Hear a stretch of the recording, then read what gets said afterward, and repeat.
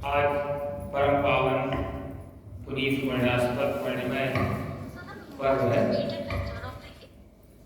जिसे लोक की भाषा में धनतेरस के नाम से पुकारा जाता है। और संस्कृतनिष्ठ भारतीय संस्कारित परंपरा में धन्वंतरि जयंती के नाम से उद्बोधित किया जाता है। ऐसा शास्त्रों में, पुराणों में उल्लेख आता है कि आज के ही दिन भगवान धन्वंतरि का प्राकट्य हुआ था। समुद्र मंथन के बाद, समुद्र मंथन के अवसर पर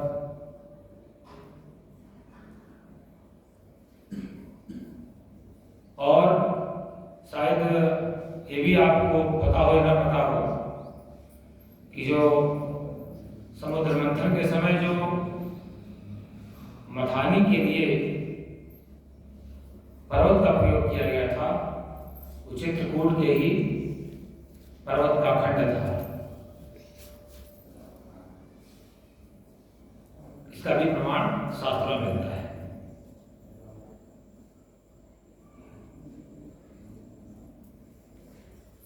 इसके बाद काशी में भी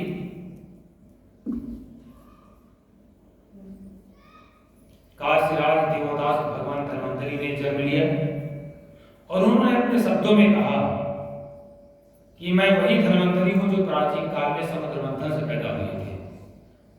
अहम हि धन्वंतरिराज देवो जरा रुजो मृत्यु मरो हराणाम शल्याङ्ग मंगैरपैरुपेतुम प्राप्तोऽस्मि गां भूयोपदेष्टुम।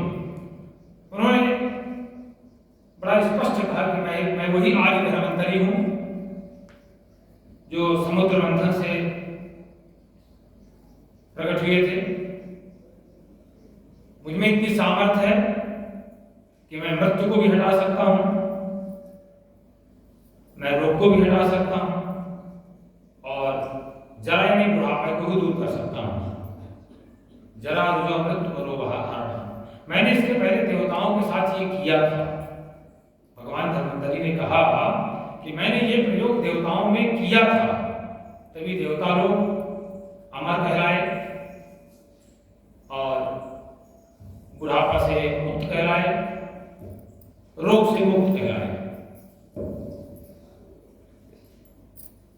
मैं शल्याङ्ग मंगैरपैरुपेतुम, आयुर्वेद 8 अंगों में है ना, काय बाल रोधान स्थल दृष्टा जरा उद्धान। काय चिकित्सा जैसे मेडिसिन, बाल चिकित्सा माने पीडियाट्रिक बच्चों की चिकित्सा, ईएनटी गृह चिकित्सा यानी बैक्टीरियोलॉजी, भूत विद्या यानी मानसिक चिकित्सा,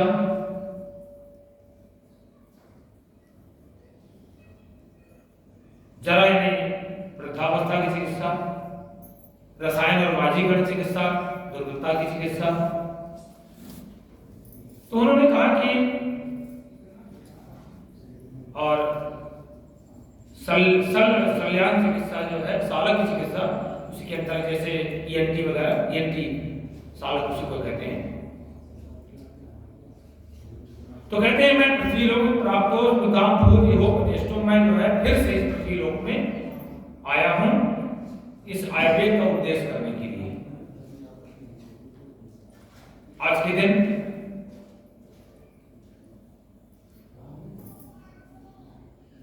पूरे देश में नहीं बल्कि विदेशों में भी भगवान धन्वंतरि का जन्मोत्सव बड़े धूमधाम से मनाया जाता है।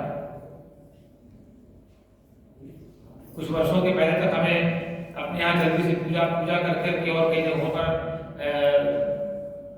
व्याख्यान देने जाना पड़ता था। कई बार तो प्रयागराज में विज्ञान भवन में 2-3 बार जाना पड़ा, फिर कार्य की अधिकता और 1-2 बार कानपुर जाना पड़ा। इसके बाद कार्य की अधिकता एक कारण से और अपने यहाँ ही कार्यक्रम व्यापक रूप से होने लगा, तो उसको हमने मना किया कि नहीं। तो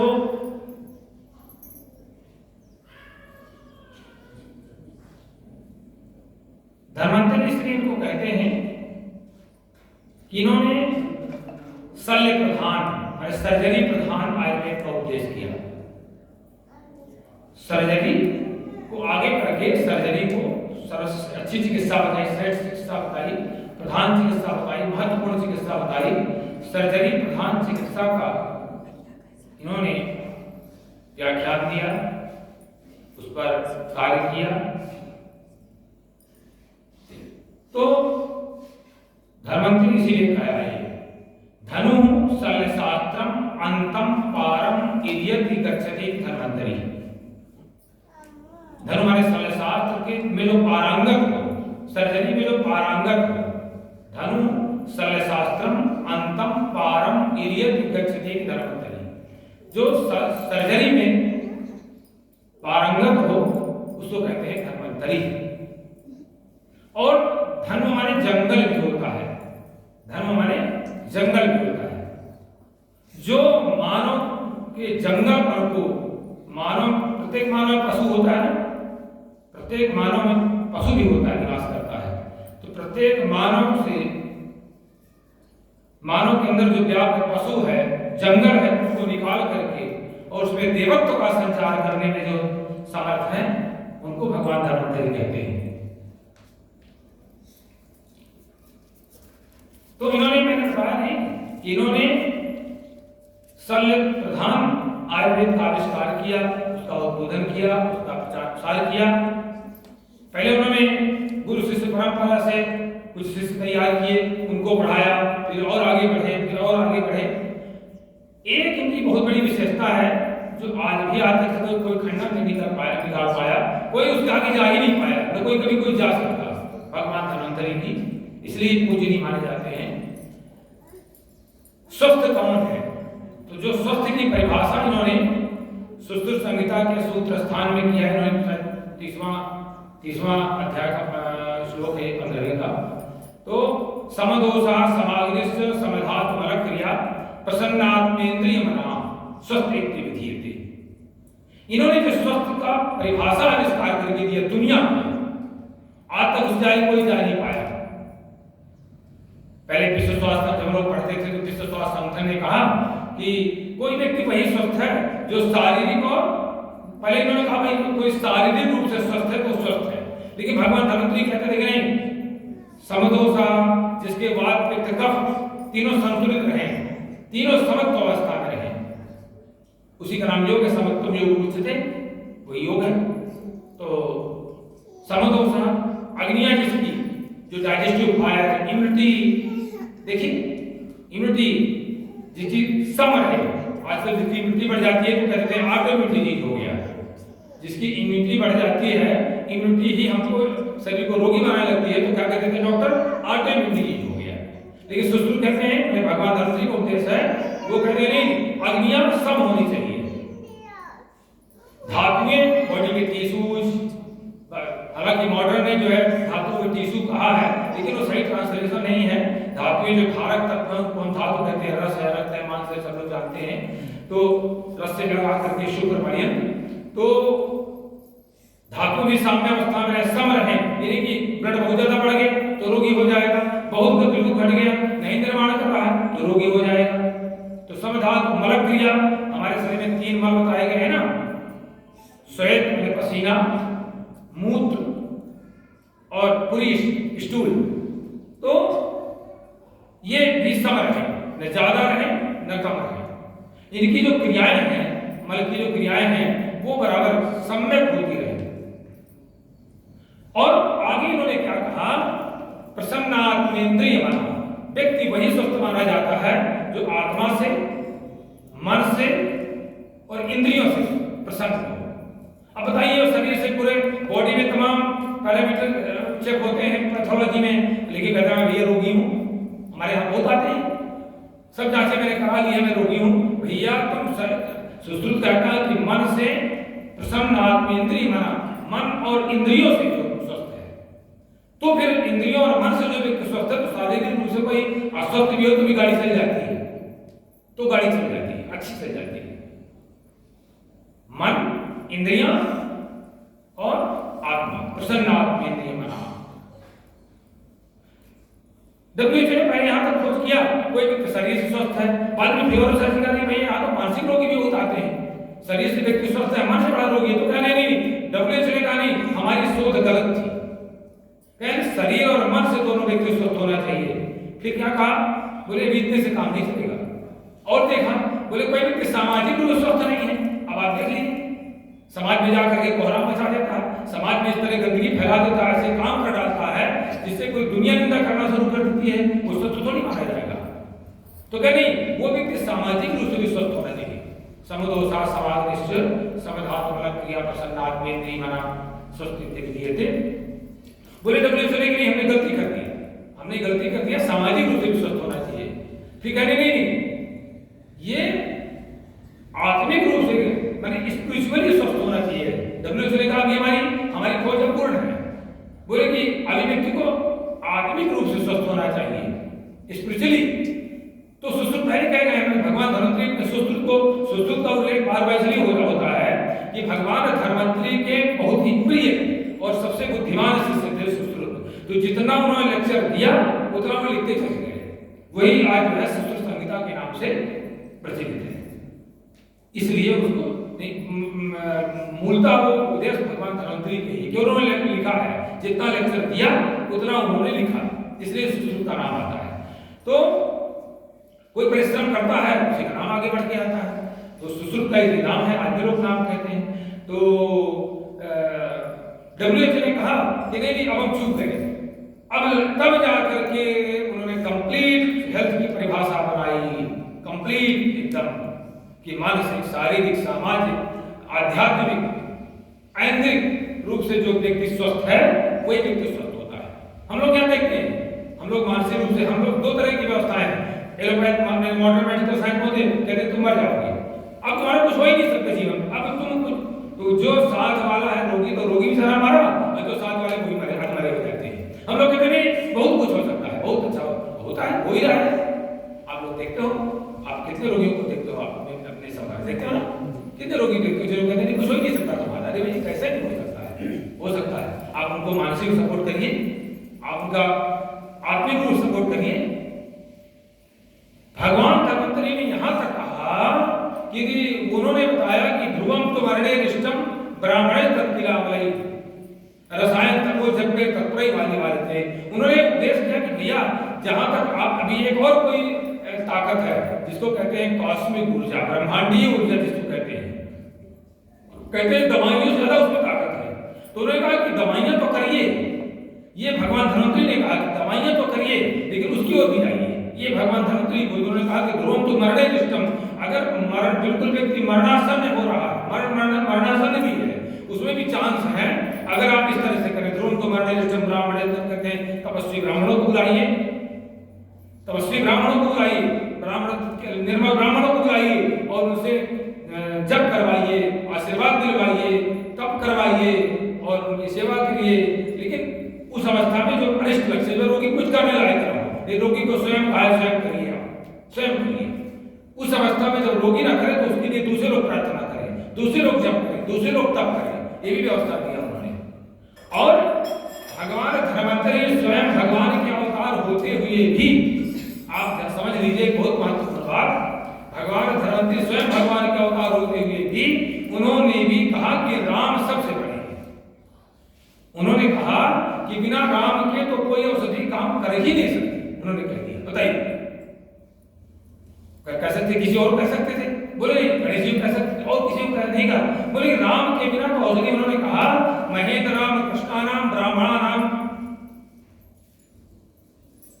महेंद्र राम कृष्णानाम ब्राह्मणानाम गवामपि तपसा तेजसा वापि प्रसामिद्धम शिवाय भी। उन्होंने कहा कि औषधियों में जो ताकत आती है तो महेंद्र भगवान राम, भगवान कृष्ण, तपस्वी ब्राह्मण, गायों, तो गायों की सबसे ज्यादा दुर्गति है, इसी लोग बीमार भी हो रहे हैं। गायों की सेवा, गायों की ऊर्जा, गायों की श्वास, गायों के मलमूत्र, गोबर इत्यादि के प्रयोग से उनकी औषधियों में तो वास्तव में खाद पड़ेगी तब न होगा, इससे थोड़ी होगा तो केमिकली खाद जाई जाएगी। तो उन्होंने कहा कि महेंद्राम कृष्णानाम ब्राह्मणानाम गवामपि, इनके तपस्या और तेज के द्वारा इनके तपस्या और तेज के द्वारा प्रसादात्मक शिवाय में औषधियों में रोग का शमन करने की ताकत आती है। और यही सारी चीजें भगवान धन्वंतरि के उपदेश चले गए, उनके उपदेशों का प्रचार प्रसार करने वाले समाप्त हो गए, उनको मानने वाले समाप्त हो गए। उन्होंने जो विधाएं बताई, भगवान धन्वंतरि जो नियम बताए, जो जो जो उन्होंने रात्रिचर्या, दिनचर्या, आहारचर्या, आहार निद्रा ब्रह्मचर्य का पालन बताया, मानसिक रूप से कैसे स्वस्थ रहें वो बताया, परोपकार की भावना बताई, उत्तम सदाचार बताया, सबके लिए कल्याण की भावना बताया भगवान धन्वंतरि ने, वो सारा का सारा ह्रास होता गया। हमारे रोग बढ़ते चले गए, हमारे रोग बढ़ते चले गए। नहीं कहा इतने रोगी होते थे, अगर रोगी हुए में थोड़ी मोटी दवाई से ठीक हो जाते थे। भगवान धन्वंतरि ने एक सूत्र बनाया, तब भगवान कह रहा है सेवा धर्मो परम गहनो योगिनामप्यगम्य। बोले कि सेवा से बड़ा कोई धर्म नहीं है, सबसे सेवक धर्म कठोर है। उन्होंने कहा कठोर धर्म तो है, लेकिन इसी से व्यक्ति आगे बढ़ सकता है। सेवा धर्मो परम गहनो योगिनामप्यगम्य। कहते हैं योगी लोग भी माने योगी भी वहां तक नहीं पहुंच पाते सेवा धर्म। योग कर लेंगे, तप कर लेंगे, ये कर लेंगे, योगियों के लिए भी अगम्य पद है सेवा धर्म, वहां तक योगी नहीं पहुंच पाते हैं।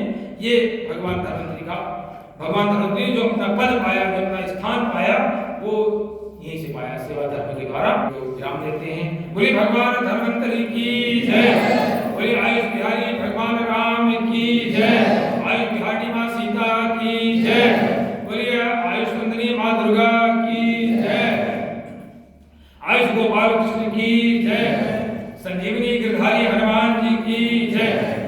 इसलिए हमने इस मंदिर की स्थापना करते समय सबके आयुष्मान होता है जीवन, सबके जीवन में विहार करते हैं, परमात्मा ही विहार करता है। आयुष्मान क्या होता है? जीवन में सबके जीवन में विहार करने वाले भगवान राम, सबके जीवन में विहार करने वाली माँ सीता, सबके जीवन में विहार, सबके जीवन को आनंदित करने वाली माँ दुर्गा। आज से 5 दिन स्वास्थ्य के प्रारंभ हो जाते हैं, लक्ष्मी प्राप्ति के लोग प्रयत्न करते हैं ना, सब लक्ष्मी पूजा करेंगे, सब कर देंगे, सब लक्ष्मी पूजा करेंगे। लेकिन देखिए हमारे ऋषियों ने कैसी परंपरा ली, लक्ष्मी बाद में पूजो, पहले धनतेरस मनाकर धन्वंतरि की पूजा करके स्वस्थ हो जाओ। पहले धन्वंतरि जयंती मनाओ भैया, पहले धन्वंतरि के उपदेशों को पालन करो, धन्वंतरि जी को पूजो, धन्वंतरि जी को मानो, धन्वंतरि के समदोषा समाधि से इस पर ध्यान में जाओ। दवा खाने की ज्यादा जरूरत नहीं है, दवा के चक्कर में मत रहो। समदोषा दो अपने दोषों को स्वयं समर्प को विचार करो, मैं मेरे दोस्त कैसे संवाद करते, कब कैसे संतुलित।